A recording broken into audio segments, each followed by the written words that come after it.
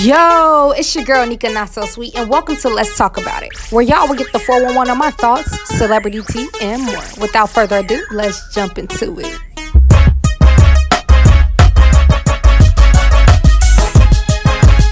Yo, it's your girl NikaNotSoSweet, and welcome to Let's Talk About It. I am back again, and I am excited, y'all. I'm ready to talk to y'all.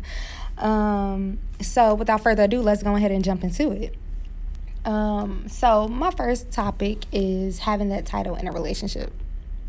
Now, I know a lot of dudes not gonna like this topic because a lot of y'all don't like committing, and that's okay. I mean, that's fine. But me, I'm the type of gal that loves commitment. Like, I need to know that, and I love a title. I need to know that we are boyfriend and girlfriend, or we are just talking. We are just friends. Like, I need to have that. I need to know in my head what we are so that neither one of us are confused. Okay, so why it's important to me. So for me, it creates boundaries. It creates clarification. It allows me to know your intent. It allows me to know why you are pursuing me. Are you pursuing me just trying to be my friend, or are you trying to like marry me? You know, I need to know what's going on at all times. I personally feel like I cannot give you 100% of me and we're not officially together. You know what I mean? I could be like really trying to pursue you as boyfriend and girlfriend, and in your head you're pursuing other women because we are just friends. You're not looking at me in that way.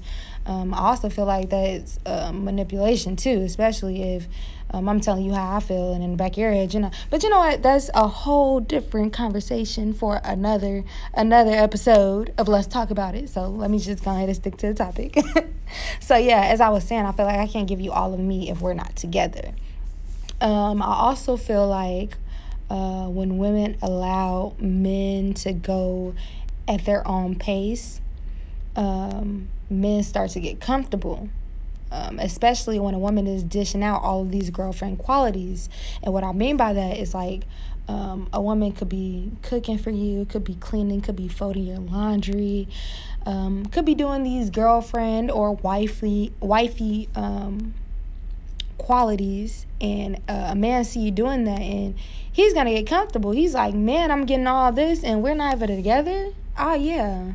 And I can go and I can do what I want. Now, I'm not speaking for all men, but I do know some men think like this. So that's why I want my ladies to know that when you are dealing with someone, make sure that you're putting a title on it, or you're telling them like, hey, this is what I want, this is what I'm looking for.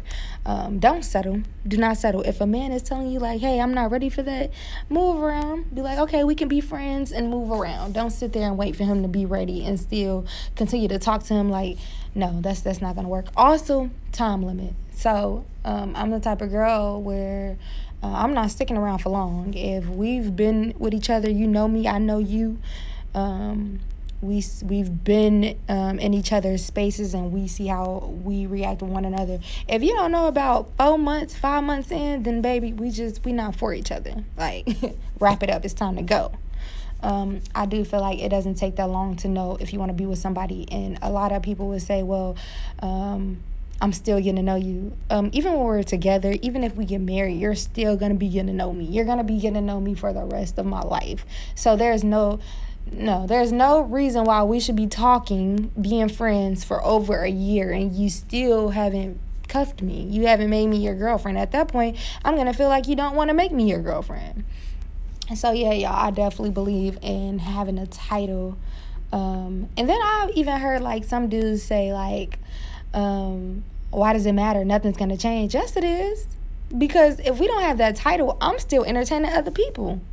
I might be really strongly pursuing you, but you're not the only one that I'm texting. You're not the only one. No, until we have that girlfriend and boyfriend title, then I'm personally not taking you serious. So yes, a lot is going to change. You're going to get 100% of me. You're going to get 100% of my attention. So that's why it matters.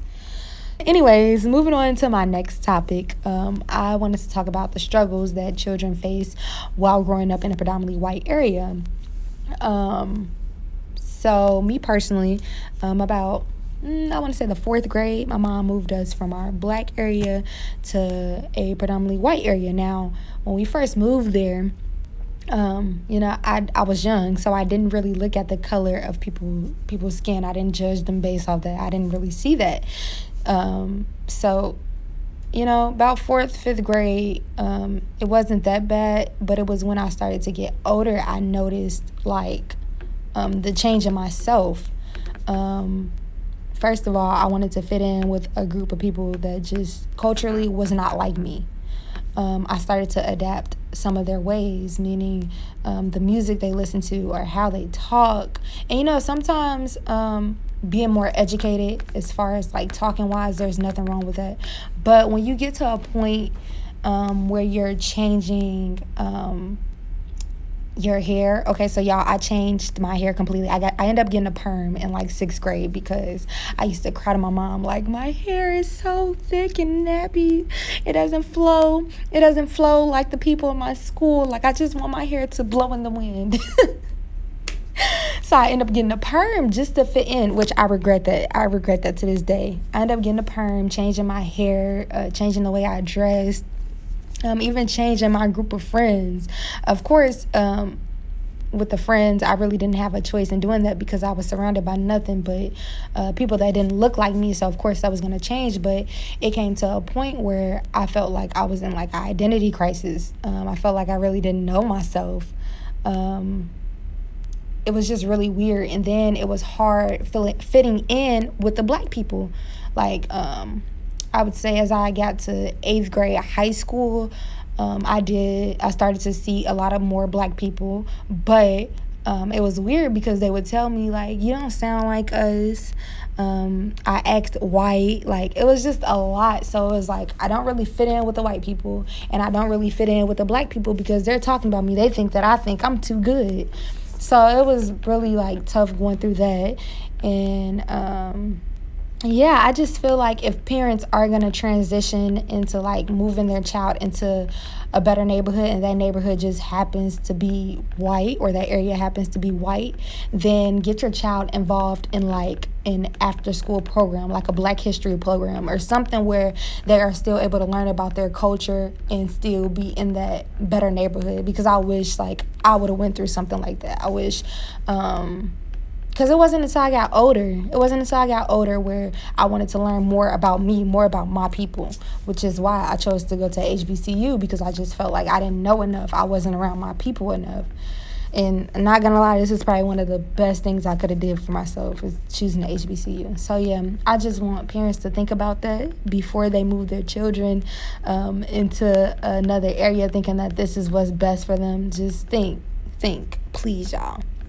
Without further ado, let's get into the celebrity tea, y'all. This is my favorite segment of this show.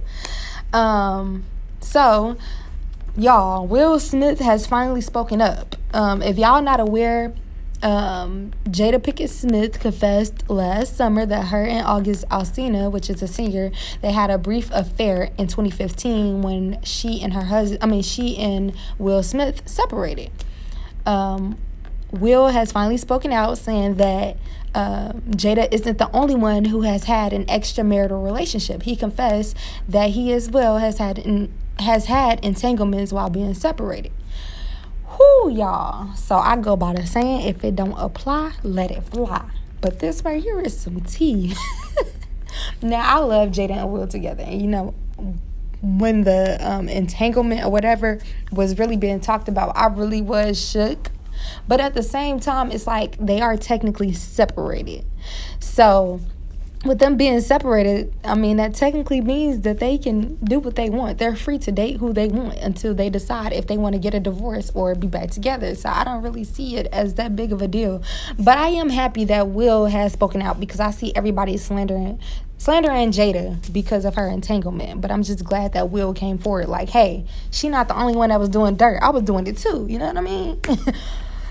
Also, y'all, so y'all might be a little bit too young to know about this show, but Simply Bailey from Real Housewives of Atlanta has decided to leave the show. Now, if you're not familiar with the show, it is a reality television series focused on personal and professional lives of several women residing in Atlanta, Georgia. So she stated that she's getting ready for the next chapter of her life. I personally love this for her. She's 54, getting a bit old. She's beautiful, by the way, but she's getting older, and I just feel like at a certain point, like, you get tired of being on the show and being surrounded by messy women and just all that back and forth and bickering, and it's just a lot going on. So I am excited for her and her new journey. And yeah, y'all, this is all that I have for y'all. I really hope that y'all enjoyed what I had to talk about, and I appreciate y'all for listening to me. See y'all next week.